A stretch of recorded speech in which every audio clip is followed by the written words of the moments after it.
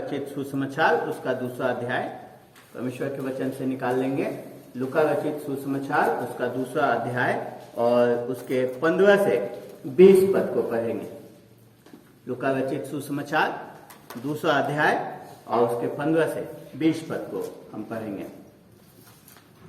अगर हम सब ने निकाल लिया है तो आइए हम सब अपने अपने स्थानों पे परमेश्वर के वचन के पढ़े जाने के आदर में खड़े हो जाएंगे और हम परमेश्वर के वचन से पढ़ रहे हैं। और परमेश्वर के वचन में इस प्रकार लिखा है, जब स्वर्गदूत उनके पास से स्वर्ग को चले गए तो गलीलियों ने आपस में कहा, आओ हम बैतलहम जाकर यह बात जो हुई है और जिसे प्रभु ने हमें बताया है देखें। और उन्होंने तुरंत जाकर मरियम और यूसुफ को और चरनी में उस बालक को पड़ा देखा। इन्हें देखकर उन्होंने वह बात जो इस बालक के विषय में उनसे कही गई थी प्रकट की। और सब सुनने वालों ने उन बातों से जो गलीलियों ने उनसे कही आश्चर्य किया, परंतु मरियम ने सब बातें अपने मन में रखकर सोचती रही। और गलीलिये जैसा उनसे कहा गया था वैसा ही सब सुनकर और देखकर परमेश्वर की महिमा और स्तुति करते हुए लौट गए। ये परमेश्वर का वचन है। हम सब अपने स्थानों पर बैठ जाएंगे। पिताजी, हम धन्यवाद देते हैं आपके वचन के लिए और प्रभु जी धन्यवाद देते हैं कि आपने एक बार फिर हम सबको अवसर दिया कि हम उस वचन पे को पढ़ सकें, उस पर मनन कर सकें और उसके द्वारा प्रभु जी आपके उद्देश्यों को जान सकें और खास करके प्रभु अपने आप को उन उद्देश्यों से जोड़ने वाले हो सके। प्रभु जी होने दे कि आज जब हम इस वचन पे मनन करते हैं आप हम सबके हृदयों को तैयार करें कि प्रभु जी हम आपकी आवाज को सुन सकें इस वचन के द्वारा। और प्रभु जी जो आवाज हम सुनते हैं उसे अपने हृदय में ग्रहण कर सकें और प्रभु जी उसके अनुसार हमारा जीवन परिवर्तित होने वाला हो सके। इस वचन के सुने जाने के द्वारा हम सब आपके पुत्र प्रभु यीशु मसीह की समानता में आगे बढ़ने वाले हो सके। प्रभु जी इस वचन की समझ, ज्ञान और बुद्धि हमें दें कि हम इस वचन को समझ सकें और प्रभु जी ये वचन किस प्रकार से हमारे जीवन से बातचीत करता है उन बातों को जान सके। आपके आत्मा के अगुवाई को प्रत्येक जन के लिए इस समय में हम मांगते हैं यीशु के नाम से, आमीन। हम पिछले 3 सप्ताह से क्रिसमस के आरंभ जो महीने का आरंभ हुआ है एडवेंट, उस पे में कर लूका उसके दूसरे अध्याय से अध्ययन करते आ रहे हैं। और खास करके हमने इस बात को जाना है कि बहुत सारे लोग क्रिसमस के पर्व को मनाते तो हैं लेकिन क्रिसमस के वास्तविकता को, उसके सच्चाई को नहीं जानते। इसीलिए हमने लूका 2 अध्याय से यीशु मसीह के जन्म से संबंधित जो सच्चाई है उसको जानने का प्रयास किया है। और 2 सप्ताह पहले हम लूका 2 उसके 1 से 7 पद से इस बात को देखा था कि कैसे प्रभु यीशु मसीह का जब जन्म हुआ था इस संसार में तो इस संसार के लोगों को पता तक नहीं चला था और वहां पे कोई बड़ा आयोजन नहीं था। वहां बहुत बड़ी लाइट और बहुत कोई उत्सव जैसा अब हम मनाते हैं वैसा नहीं था। किसी को पता नहीं चला था। वहां पे सिर्फ उस जन्म के समय में यूसुफ, मरियम और कुछ जानवर उस अस्तबल में, उस गौशाले में होंगे जहां पे उसका जन्म हुआ। फिर हम पिछले सप्ताह हमने देखा कि कैसे जिस जन को इस संसार जान नहीं पाया, कैसे 8 से 14 में ठीक उसके विपरीत उस घटना को देखते हैं जहां पे उस स्वर्गदूतों ने आकर के उसके जन्म के उत्सव को मनाया, जहां पे स्तुति गाई, गीत गाया और कुछ चरवाहों को उसके जन्म के बारे में सूचना दी। और वहां पे इस बात को कहा कि आकाश में परमेश्वर की महिमा और पृथ्वी पर उन मनुष्यों में जिनसे वो प्रसन्न है शांति हो। आप देखिए कि मैं एक बात यहाँ पे हम सबको गौर करने वाली है कि लूका जो है वो जन्म के घटना को, जन्म के वृतांत को सिर्फ 7 पद में लिख देते हैं। और अगर सही मायने में देखें तो 1 पद में वो जन्म का वृतांत है, पर कैसे उसका आगमन हुआ, कैसे वो लोग बैतलहम गए, ये सब बातें लिखने में वो 7 पद ही खर्च कर रहे हैं। लेकिन बाकी का 8 से 38 पद वो खास करके बात करते हैं कि उस जन का प्रत्युत्तर क्या हो। उस जन का लोगों ने प्रभु यीशु मसीह के जन का प्रत्युत्तर कैसे दिया। तो कहने का मतलब है कि लूका हमें बताना चाहते हैं कि खास तरीका है प्रभु यीशु मसीह के जन का प्रत्युत्तर देने का। उस कहानी को जान लेने के बाद, उस घटना को जान लेने के बाद, उसके सच्चाई को जान लेने के बाद एक खास तरीका है जिससे जैसे हमें प्रत्युत्तर देने की आवश्यकता है। अब देखिए कि लूका 2 अध्याय को हम देखें तो 13-14 पद में उन्होंने स्वर्गदूतों के प्रत्युत्तर को दिया। जब संसार कुछ नहीं कर पाया, स्वर्गदूत अपने आप को रोक नहीं पाए और वो एक प्रत्युत्तर को लेकर के आते हैं। और फिर हम देखते हैं 25 से 35 में भी हम आगे देखते हैं कि कैसे शमौन ने प्रत्युत्तर दिया।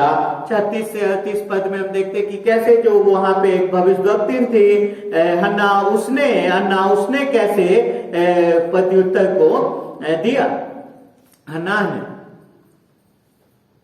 लेकिन आज हमारा जो ध्यान है वो है खास करके चरवाहों के ऊपर, जिनको सर्वप्रथम परमेश्वर के इस जन की, प्रभु यीशु मसीह के जन की घोषणा सुनाई गई थी।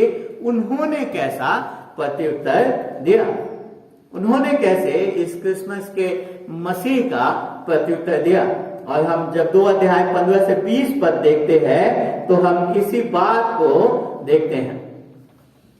हम देखते हैं कि ये एक ऐसा जन्म है जो हमारे जीवन को परिवर्तित कर सकता है।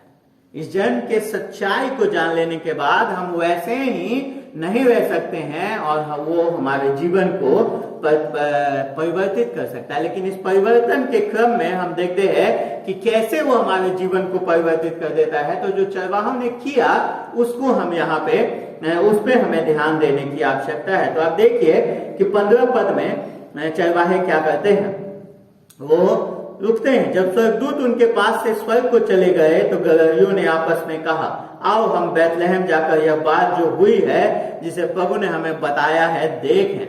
तो जो पहला प्रत्युत्तर है, जो सही प्रत्युत्तर के दिशा में जो पहला कदम है वो ये है कि आप जाएं, जो बात कही गई है उसको आप जांचें, आप देखें, जांचें और पाएं। 15-16 पद में हम इसी बात को देखते हैं, जो यहाँ पे मुख्य तरह से चरवाहों के ऊपर पूरा फोकस है। और 8वें पद में हमने देखा था कि कैसे जो चरवाहे वहां पे पहरा दे रहे थे, अपने झुंड की बारी बारी से पहरा दे रहे थे। वहां पे अचानक से स्वर्गदूत आ गए थे। पहले तो चरवाहे डरे, लेकिन फिर स्वर्गदूत ने उनसे कहा कि डरो मत, मैं एक बड़े आनंद का सुसमाचार सुनाता हूं। और उन्होंने देखा कि वहां पे अंधेरा था, पर अचानक से स्वर्गदूत उत्पन्न हुआ, परमेश्वर की महिमा उनको चारों ओर दिखाई दी और एक स्वर्गदूत ने चरवाहों से बातचीत करी। मैंने पिछले सप्ताह भी बताया था कि ये एक यहूदी रीति रिवाज था कि जब कोई, और आज हमारे भी हम देखते हैं कि हमारे जो अपनी संस्कृति है, अपनी सभ्यता है, उसमें भी जब बच्चे का जन्म होता है तो आस पड़ोस के लोग आते हैं, गीत गाते हैं, ढोल बजाते हैं, गीत गाते हैं और बड़ा एक उत्सव होता है, संगीत और उत्सव मनाया जाता है। लेकिन प्रभु यीशु मसीह के जन्म में ऐसा कुछ नहीं हुआ था। जब प्रभु यीशु मसीह उस बैतलहम में जन्मा था तो वहां पे कोई भी आस पड़ोस से लोग आकर के उस उत्सव को नहीं मनाया था। इसीलिए हम देखते हैं कि स्वर्गदूतों की एक बड़ी टोली आती है 14वें पद में और उसके स्तुति गान को करती है, उस गीत को गाती है जो मनुष्यों को गाना था। और हम सब इस दृश्य को बड़े अच्छे तरीके से जानते हैं। अगर हमने क्रिसमस के कार्यक्रमों में हिस्सा लिया है तो हम ये दृश्य हमारे आंखों के सामने है। और इस बार भी अगर हम देखेंगे तो इस प्रकार के दृश्य हमें अवश्य क्रिसमस कार्यक्रमों में जो नाटक होता है उसमें अवश्य दिखाई देता है।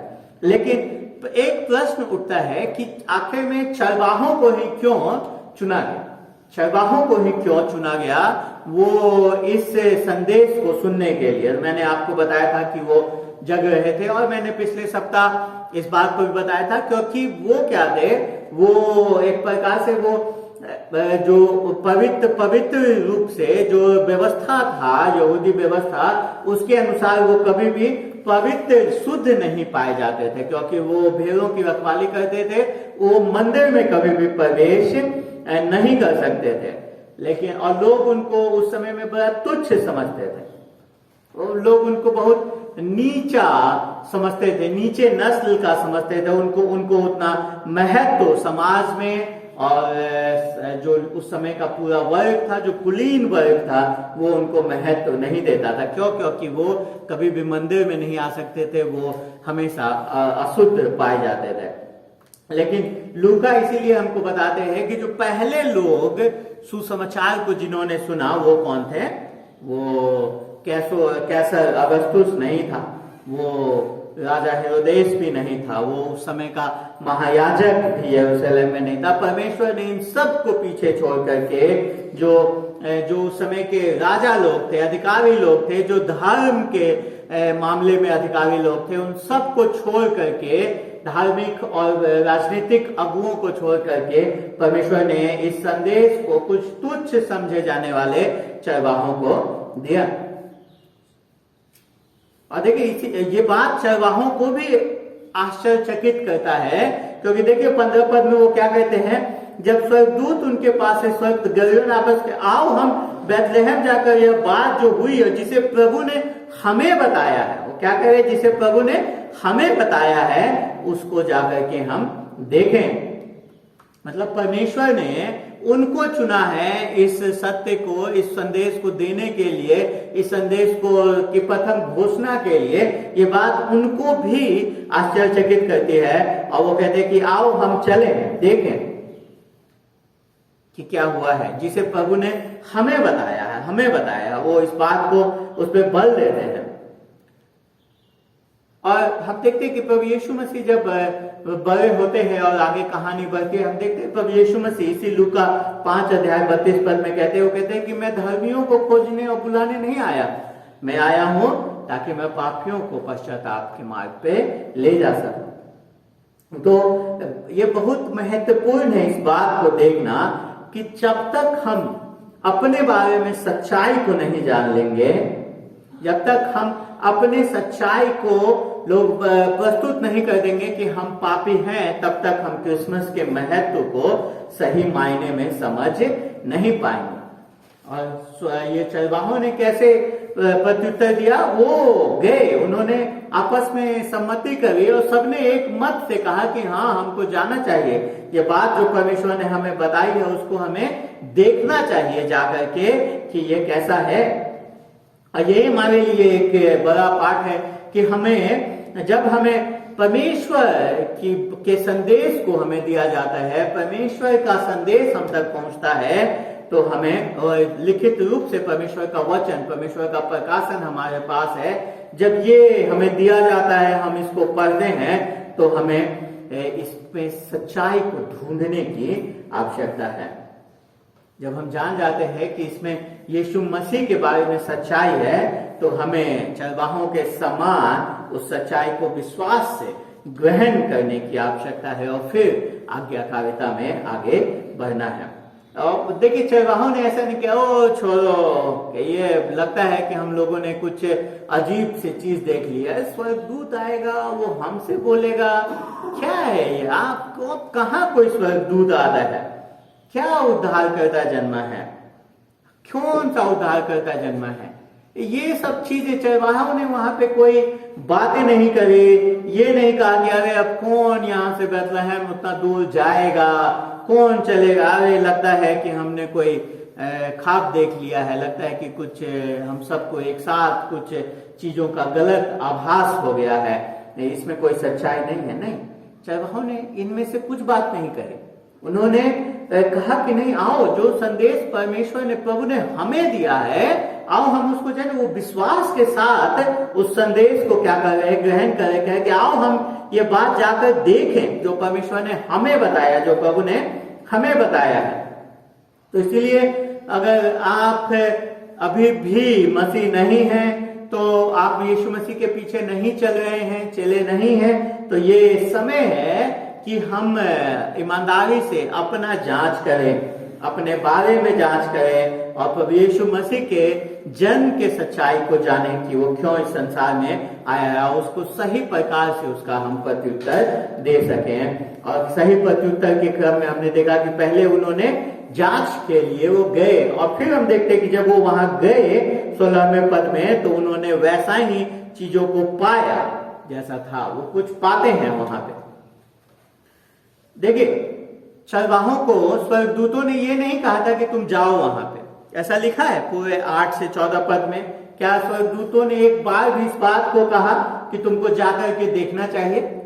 नहीं, स्वर्गदूतों ने बस उनको जन्म की घोषणा करी, उसको ये नहीं बताया, उनको आज्ञा नहीं दी कि तुमको जाना चाहिए, तुमको देखना चाहिए। नहीं, स्वयं चरवाहों ने स्वयं वहां पे उन्होंने निर्णय लिया कि हम जाएंगे, जो संदेश हमें दिया गया है उसे हम देखेंगे।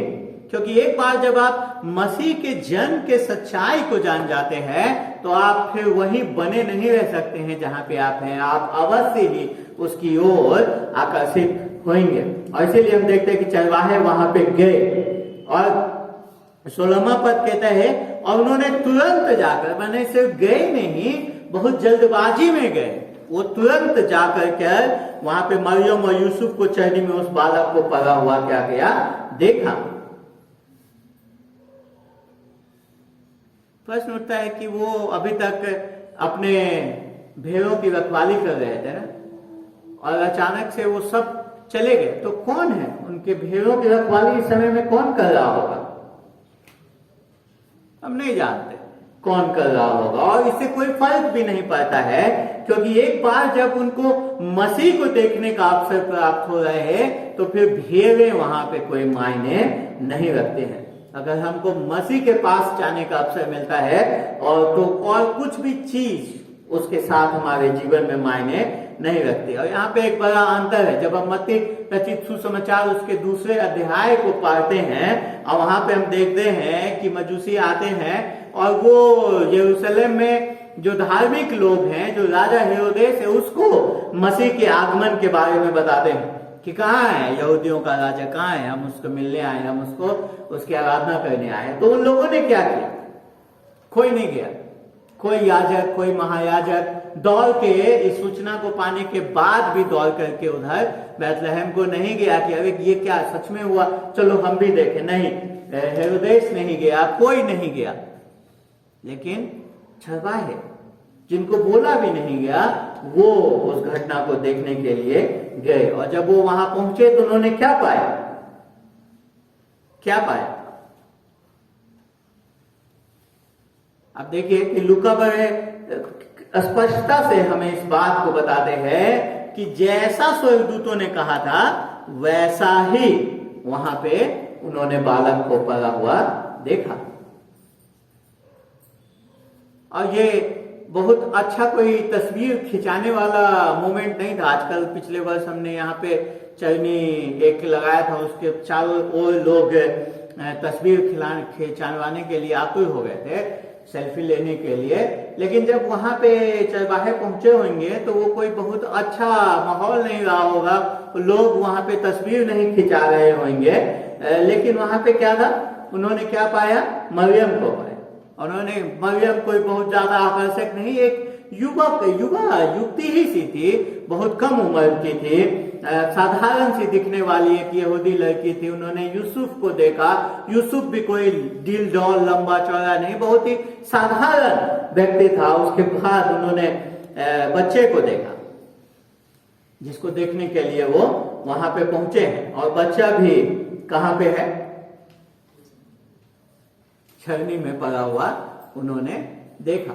बच्चे को चरनी में पड़ा हुआ उन्होंने देखा। बच्चे के ऊपर भी कोई वहां पे ताला नहीं चमक रहा था, और बच्चे के अगल बगल कोई स्वर्गदूत नहीं बैठे हुए थे। सब कुछ बड़ा ही सामान्य था जब वो वहां पहुंचे होंगे। और वो याद कर रहे होंगे कि अरे ये स्वर्गदूत ने कहा तुम्हारे लिए उद्धार करता जन्मा है, यही मसीहा है, यही प्रभु है। और यहाँ बच्चा तो कपड़ों में लिपटा हुआ ये चरनी में पड़ा हुआ है। लोग स्वर्गदूत बोल रहे थे कि परमेश्वर की महिमा हो, आकाश में परमेश्वर की महिमा हो, ये सब बातों को बता रहे थे इस बच्चे के लिए। लेकिन यहाँ पे बच्चा क्या है? बच्चा तो बड़े ही साधारण से भी खराब स्थिति में वहां पे पड़ा हुआ है। एक ऐसे स्थान पे जहाँ पे जानवर लोग खाना खाते हैं वहां पे पड़ा हुआ है। परमेश्वर का अभिषिक्त जन उस चरनी में पड़ा हुआ है। देख करके आश्चर्यचकित होने वाला स्थान है। लेकिन हाँ, स्वर्गदूतों ने उन्हें 12वें पद में पहले ही इस बात को बता दिया था स्वर्गदूत ने कि तुम कैसे उस बच्चे को पहचानोगे। उस बच्चा जो है वो बालक को कपड़े में लिपटा हुआ चरनी में पड़ा हुआ पाओगे। लेकिन पहले शताब्दी में कोई भी यहूदी जो है अपने मसीहा को इस प्रकार से नहीं देखना चाहता था। वो अपने मसीहा को इस गरीबी में नहीं देखना चाहता था, अपने मसीहा को इस प्रकार से अस्तबल में उस चरनी में पड़ा हुआ नहीं देखना चाहता था। ये उनकी योजनाओं का भाग नहीं था। इस प्रकार के मसीहा का वो इंतजार नहीं कर रहे थे। वो ऐसे मसीहा का इंतजार कर रहे थे जो साधारण से बढ़ करके हो, जो विजयी उनको बनाने वाला हो, जो उनको रोमी साम्राज्य से छुटकारा दिलाने वाला हो, जो उनको इस पूरे विश्व में उनके साम्राज्य को, यहूदी साम्राज्य को स्थापित कराने वाला हो। वो ऐसे मसीहा का इंतजार कर रहे थे। लेकिन जब वो वहां पहुंचते तो देखते कि ये मसीहा तो एकदम से भिन्न निकल गया। और उतना ही नहीं, कोई यहूदी इस बात को नहीं मानने को तैयार होता कि उसका मसीहा एक अपराधी की मृत्यु को मरे। लेकिन हम देखते हैं कि प्रभु यीशु मसीह इस जन्म के 33 वर्ष बाद एक अपराधी के समान मृत्यु को मरते हैं। और क्यों ऐसा होता है? क्योंकि यीशु मसीह के इस संसार में आने का कारण ही अलग था। वो हमें बचाने आया था।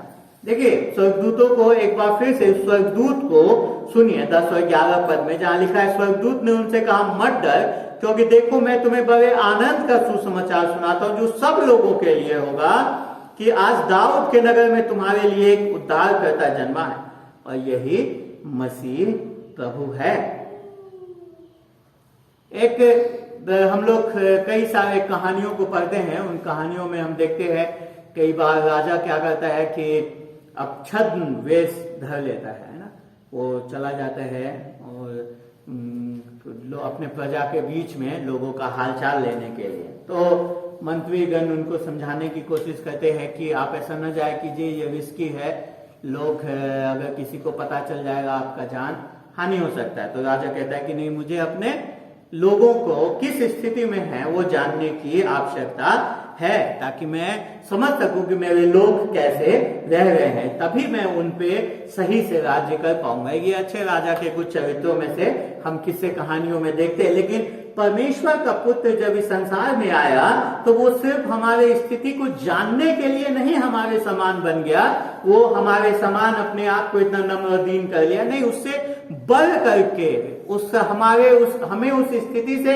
बाहर निकालने के लिए वो हमारे समान बन गया। वो जानता था कि हमें एक सब्स्टिट्यूट की आवश्यकता है, हमारे स्थान पे किसी व्यक्ति को मरने की आवश्यकता है, हमारे स्थान पे किसी को उन तमाम आज्ञाओं को पूरा करने की आवश्यकता है। हमारे स्थान पे एक ऐसा स्थान निपन्न चाहिए जो उस श्राप को जो हमारे ऊपर है उसे दूर कर सके, जो आदम के द्वारा इस संसार में आया है।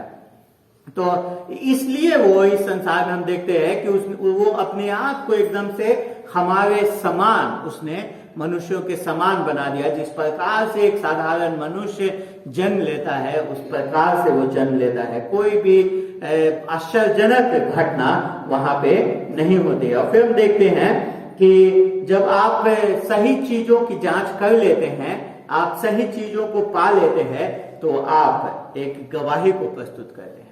आप एक सच्ची जो सही प्रत्युत्तर है वो क्या है, वो गवाही को, साक्षी को लेकर के आता है। 17 से 19 पद में हम इसी बात को देखते हैं। लूका कहते हैं कि इन्हें देखकर उन्होंने यह बात जो इस बालक के विषय में उनसे कही गई थी प्रकट की। सर्वप्रथम चरवाहों ने जो सबसे पहले जो संसार के उद्धारकर्ता को, हमारे उद्धारकर्ता को जो देखा वो चरवाहे थे, और उन्होंने जो बातें उसके बारे में कही गई थी उन बातों को सबको क्या किया, बताया। और उसके बाद विषय में उनसे कही प्रकट की, और सब सुनने वालों ने उन बातों से जो गलवियों ने उनसे कहा आश्चर्य किया। परंतु मरियम ने सब बातें अपने मन में रखकर सोचती रही। आप देखिए कि चरवाहों ने सबको बताना शुरू किया। अब एक और बात है जो यहाँ पे हमें समझने की आवश्यकता है, और बात क्या है कि चरवाहों की जो गवाही थी वो उस समय के न्यायालयों में मान्य नहीं होते थे। चरवाहों की गवाही को लोग सच नहीं मानते थे। किसी भी न्यायालय में उस समय में जो यहूदी व्यवस्था के अनुसार, और जो लोग थे चूंकि चरवाहों को तुच्छ जाना जाता था, उनको झूठा समझा जाता था, क्योंकि आए दिन भेड़ कम होते जाते थे और वो कुछ न कुछ कहानियां गढ़ते थे, तो लोग, समाज उनको पहले से ही झूठा करार दे चुका था और उनकी गवाही को कोई मान्य नहीं होता था। लेकिन यहाँ फिर भी परमेश्वर इन चरवाहों का ही इस्तेमाल करता है सर्वप्रथम मसीहा के गवाही को देने के लिए। है ना अद्भुत बात, जिसकी गवाही ही मान्य नहीं है उसी को परमेश्वर अपना पहला गवाह बनाता है। हम देखते हैं ये प्रभु के कार्य करने का तरीका है। जन्म में, मृत्यु में महिलाओं की गवाही को साक्षी नहीं मानते थे, इसलिए महिलाओं के, मरियम मगदलिनी ने ही जाकर के लोगों को प्रभु यीशु मसीह के पुनरुत्थान के बारे में बताया। तो हम हर समय इन चीजों को देखते हैं कि प्रभु अद्भुत रूप से जो लोग समाज से अलग किए गए हैं, जिनको समाज दबा करके रखना चाहता है, उसको प्रभु उत्थान करते हैं, उसी का प्रभु इस्तेमाल करते हैं कि वो जाकर के प्रभु के संदेश को दे। इसीलिए पौलुस कहता है कि परमेश्वर ने जगत के मूर्खों को चुन लिया है कि वो बुद्धिमानों को क्या करे, लज्जित करे। तो हमें इस बात को समझना है कि मसीहा जब आया तो उसने किसको चुना? चरवाहों को चुन लिया, जिसकी गवाही मानने नहीं थी उसी को अपना प्रथम गवाह बना दिया। और किसे उसने सारी बात, किसे चरवाहों ने सारी बात बनाई? हो सकता है गांव के सारे लोग, जो बैतलहम के लोग थे, जो जगह थे, या उनको जगा करके चरवाहों ने बताया होगा। लोगों ने कैसे उसका प्रत्युत्तर दिया? 18 में सब सुनने वालों ने उन बातों से जो गलवियों ने उनसे कहा आश्चर्य किया। उन्होंने आश्चर्य किया। एक बार फिर देखिए, यहाँ पे लूका नहीं लिखते हैं कि वो भी दौड़े दौड़े उस अस्तबल में गए हों, उस यीशु जहां पे जन्मा है वहां गए हों। यहाँ पे नहीं लिखा है। उन्होंने आश्चर्य तो किया, लेकिन उसे देखने गए या नहीं गए उसका जिक्र यहाँ नहीं है। और बहुत सारे लोग ऐसे हैं, वो परमेश्वर के प्रति बहुत अपने आप को जुड़ाव महसूस करते हैं, वो जानना चाहते हैं, वो खोजना चाहते हैं, लेकिन जब बात आती है परमेश्वर के वचन में गहराई से उतरने की, परमेश्वर के भवन में, परमेश्वर के लोगों के बीच में आने की, उसके साथ आराधना करने की, उसकी स्तुति करने की, तो फिर उनका प्रत्युत्तर बदल जाता है ना। वो कई लोग हैं जो कहते हैं हाँ हाँ हाँ हाँ पास्टर जी हम आएंगे अगले रविवार पक्का हम आपके चर्च आएंगे, वहां आएंगे, हम आएंगे, पर अगले रविवार आता है वो नहीं होता है। वो इसी प्रकार से जैसे आजकल बैंक वाले बहुत परेशान करते हैं फोन कर करके, है ना, तो हम उनको कह देते हैं कि हाँ ठीक है बाद में कराएंगे, हाँ क्रेडिट कार्ड लेंगे, हाँ लोन लेंगे बाद में, हम टालने की कोशिश करते हैं। उसी प्रकार से लोग मसीह के बारे में उत्सुक होने के बावजूद भी उसको टालने का, जितना ज्यादा वो टाल सके, टालते रहने का प्रयास करते हैं कि हाँ मैं चर्च आऊंगा, लेकिन वो आते नहीं है। लेकिन मरियम के बारे में लूका लिखते हैं, परंतु मरियम ने सब बातें अपने मन में रखकर सोचते रहे। मरियम ने उन बातों को अपने हृदय में क्या किया? सजो लिया। कौन सी बातें? जो चरवाहों ने इस बालक के विषय में, जो स्वर्गदूतों ने उनसे कहा था, जो स्वर्गदूत ने उनसे कहा था, कैसे स्वर्गदूतों की बड़ी टोली इस बालक की आराधना कर रही थी, वो बातें मरियम ने अपने हृदय में संजो लिया। तो अगर हमें सच्चाई को पता करना है, अगर जो सही प्रत्युत्तर है क्रिसमस का, वो क्या है? वो जांच से शुरू होता है, वो एक हमें खोज पे लेकर के जाता है, और जहां पे हम स्वयं व्यक्तिगत रूप से प्रभु यीशु मसीह से हमारा साक्षात्कार होता है। वचन में हम प्रभु यीशु मसीह से मिलते हैं, हम उसको देखते हैं, और एक बार जब हम उसको देख लेते हैं, हम उसको समझ जाते हैं, उसके सच्चाई को जान लेते हैं, तो हम रुक नहीं सकते। हम उस बात की गवाही दूसरों को क्या करते हैं, देते हैं। हम बहुत लोगों तक उस गवाही को फैलाते हैं। और इस संसार में इससे बड़ी और इससे बड़ा और कोई काम नहीं कि हम मसीह के बारे में सच्चाई को जाने और सच्चाई को लोगों तक जाकर के बताएं। इससे बड़ा और कोई काम नहीं है, और इससे महत्वपूर्ण कोई काम नहीं है। चाहे कितना भी धन अर्जन कर ले, चाहे कितना भी सफल बन जाए, इससे ज्यादा वो भी आनंद आपको नहीं देगा जो आनंद इस बात में है कि मसीह को के सच्चाई को जानना और उसको लोगों तक पहुंचाना। प्रश्न उठता है कि क्या आप मसीह को जानते हैं? व्यक्तिगत रूप से आपके माता पिता जानते हैं, या आपके पति जानते हैं, आपकी पत्नी जानती हैं, या किसी प्रकार से आपने मसीह को बस सुन लिया है, वो नहीं। क्या आप व्यक्तिगत रूप से, क्या आपने स्वयं जांच किया है? क्या आपने स्वयं मसीह यीशु को पाया है? क्या आपने स्वयं उसके सच्चाई को जाना है? और अगर हाँ, तो क्या आपकी प्राथमिकता में है उसकी सच्चाई को लोगों तक पहुंचाना? क्या आप प्रत्येक दिन उसे और जानने का प्रयास कर रहे हैं? क्या आप प्रत्येक दिन मसीह को और लोगों तक पहुंचाने का प्रयास कर रहे हैं? कब आखिरी बार आपने किसी को मसीह का संदेश सुनाया था?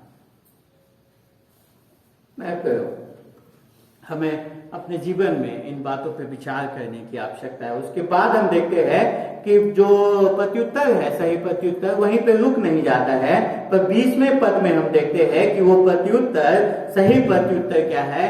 प्रशंसा और स्तुति में परिवर्तित होता है। प्रशंसा और स्तुति में परिवर्तित होता है। यहाँ देखिए 20वां पद कहता है, गलविये जैसा उनसे कहा गया था वैसा ही सब सुनकर देखकर परमेश्वर की महिमा और स्तुति करते हुए लौट गए। अब वो गलविये वहां से पहुंच करके सारी चीजों को देख करके वहां से अब क्या कर रहे हैं? वो अपने मैदान में जा रहे हैं, अपने भेड़ों के पास, अपने झुंड के पास। और रास्ते में वो क्या कर रहे हैं? महिमा और स्तुति कर रहे हैं, परमेश्वर की स्तुति कर रहे हैं, परमेश्वर की प्रशंसा कर रहे हैं। लूका बहुत स्पष्ट रूप से चीजों को हमें समझाने का प्रयास कर रहे हैं। सर्वप्रथम कहते किस चीज के लिए?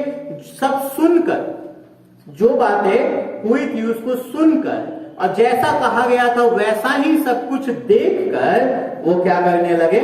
परमेश्वर की स्तुति और आराधना, महिमा देने लगे। क्योंकि जैसा उन्होंने सुना था वैसा ही उन्होंने वहां पे देखा, इसलिए वो परमेश्वर की स्तुति और आराधना करने लगे। और अब देखिए कि यहाँ पे पूरा जो परमेश्वर का अनुग्रह है वो हमें दिखाई देता है। क्या चरवाहे वहां बैठ करके परमेश्वर को खोज रहे थे? नहीं, वो अपना काम कर रहे थे, वो अपने भेड़ों की चरवाही कर रहे थे, अपना जो भी कार्य उनको सौंपा गया था उस कार्य को कर रहे थे। ये परमेश्वर है जिसने उनके जीवन में पहल की। वो परमेश्वर को नहीं खोज रहे थे, परमेश्वर उनके जीवन में पहल करता है। परमेश्वर ने अपना स्वर्गदूत उनको भेजा, परमेश्वर ने उन्हें एक खास संदेश दिया, परमेश्वर ने उन्हें बताया कि वो कहां मसीह को पाएंगे, मसीह जो जन्मा है उसको कहां पाएंगे। परमेश्वर ने उन्हें अवसर दिया कि वो अपनी इस आंखों से उस मसीह को देख सकें, और उन्होंने ऐसा ही देखा। सब कुछ परमेश्वर ने किया। यहाँ पे चरवाहों ने किसी चीज की पहल नहीं करी, परमेश्वर पहल करता है। और इसी प्रकार से हमारे जीवन में भी परमेश्वर अपने वचन के प्रचार किए जाने के द्वारा आज हमारे हृदयों को क्या कर रहा है? जांचने का अवसर दे रहा है। हो सकता है कि हम यहाँ पे परमेश्वर को खोजते हुए ना आए हो, परमेश्वर को पाने की चाह से ना आए हो, हम यूं ही आ गए हो बस बैठने के लिए, या फिर हमें जबरदस्ती ले आया गया हो माता पिता के द्वारा, या किसी भी द्वारा, या फिर हम किसी और उद्देश्य से यहाँ पे बैठे हैं। तो मैं कहूँ, आप चाहे किसी भी उद्देश्य से यहाँ आए हो, परमेश्वर आपको यहाँ पर लेकर के आए, क्योंकि वो आपको खोज रहा है, वो आपके जीवन में पहल कर रहा है। और अगर आपने इस संदेश को सुना आज, तो आज आप कैसा इसका प्रत्युत्तर देंगे? आप कैसे मसीह के इस जन का प्रत्युत्तर देंगे? हमने देखा कि जो सही प्रत्युत्तर है वो एक जांच से होकर के गुजरता है। जो जांच हमें एक खोज पे लेकर के आता है, वो खोज हमें गवाही देने को प्रेरित करता है, और वो गवाही अंततः परमेश्वर की स्तुति और प्रशंसा में परिवर्तित होती है। अपने ओठों से प्रशंसा और अपने जीवन से प्रशंसा।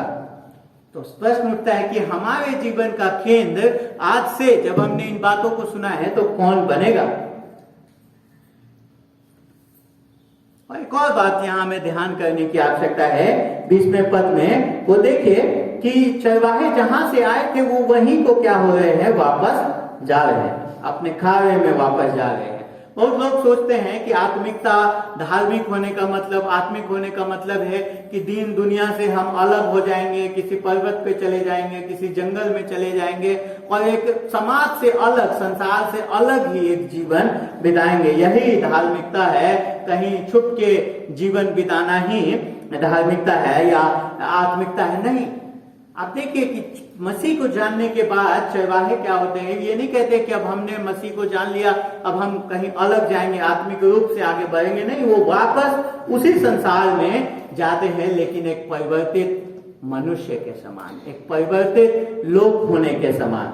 वो अब उसी जीवन में वापस जाते हैं। परमेश्वर हमें मसीह से साक्षात्कार कराने के बाद, हमारे जीवन को परिवर्तित करने के बाद, हमें उसी जीवन में, उसी संसार में वापस भेजता है, ताकि हम उस जीवन में रहते हुए मसीह के सच्चाई को, मसीह के वास्तविकता को अपने जीवन में देख सकें और उसे अपने जीवन से दूसरों को दिखाने वाले हो सकें।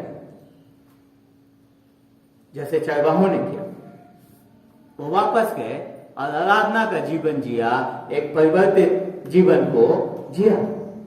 तो उसी प्रकार से परमेश्वर हमें भी कहता है कि अपने जीवन में हम जाएं और एक स्तुति का और गवाही देने का जीवन को हम जिए। यही मसीह के जन का सही प्रत्युत्तर है। तो जब हमने इन बातों को आज सुना है, तो कैसे हम मसीह के जन का सही प्रत्युत्तर देंगे, ये हमें निर्णय करना है। इस समय है कि हम अपने जीवनों को जांचें, अपने जीवनों को झांकें कि क्या हमने सच में मसीह के सच्चाई को जांचा है। अगर जांचा है तो क्या सच में हम मसीह से हमारा व्यक्तिगत साक्षात्कार हुआ है, हम सच में मसीह को व्यक्तिगत रूप से जान पाए हैं। और अगर जान पाए हैं, अगर उस पर भरोसा किया है, तो क्या हम उस गवाही को दे रहे हैं और क्या हम उसकी स्तुति और महिमा न सिर्फ अपने मुख से वरन अपने संपूर्ण जीवन से कर रहे हैं। क्या हमारे लोग जो हमारे आसपास हैं, क्या हमारे जीवन में उस परिवर्तन को देख पा रहे हैं? क्या लोग कह पा रहे हैं कि इनका जीवन पहले से अलग हो गया है? इन सब चीजों पे हमें जांचने की आवश्यकता है। आइए हम प्रार्थना करें। पिताजी, हम धन्यवाद देते हैं आपको, आपके वचन के लिए। सच में परमेश्वर, आपका वचन हमें गहराई से प्रभु जी हमारे हृदय में हमें जांचने को, अपने आप को जांचने पे विवश करता है। प्रभु जी, हम कई बार अपने जीवन में उस सतही विश्वास को देखते हैं और प्रभु जी हम कई बार अपने जीवन में उस आपके वास्तविकता को प्रदर्शित करने से चूक जाते हैं, सब कुछ जानते हुए भी। प्रभु जी, हम आपसे विनती करते हैं कि आप हमारे जीवनों में कार्य करें और होने दे परमेश्वर कि हमने जब आपके सच्चाई को, मसीह के जन्म से संबंधित सच्चाई को जाना है, तो प्रभु जी हमारा प्रत्युत्तर सही होने वाला हो सके। अगर हमने आज तक उस पर विश्वास नहीं किया है, तो प्रभु जी हम उसकी जांच प्रक्रिया में आगे बढ़े। प्रभु जी उस खोज तक पहुंच सकें, उस निष्कर्ष तक पहुंच सकें जहां पे हम इस बात को जान सकें कि वो उद्धारकर्ता मसीहा और प्रभु है। और प्रभु एक बार उसको जान लेने के बाद, व्यक्तिगत रूप से उसके से संबंध स्थापित हो जाने के बाद, हम उसकी गवाही को देने से न चूकें। अपने मुख से लोगों को उसके सुसमाचार के बारे में बताए जो बड़े आनंद का है, और प्रभु जी अपने जीवन से उस सुसमाचार को हम प्रदर्शित करने वाले हो सकें। और प्रभु जी हमारा जीवन ऐसा हो कि वो आप पे इस प्रकार से केंद्रित हो, जो सारा महिमा, सारा स्तुति, सारी प्रशंसा आपको देने वाला हो सके। सारी बातों को आपके हाथ में सौंपते हैं। धन्यवाद के साथ प्रार्थना अपने उद्धारकर्ता, मुक्तिदाता प्रभु यीशु मसीह के नाम से मांग लेते हैं। आमीन।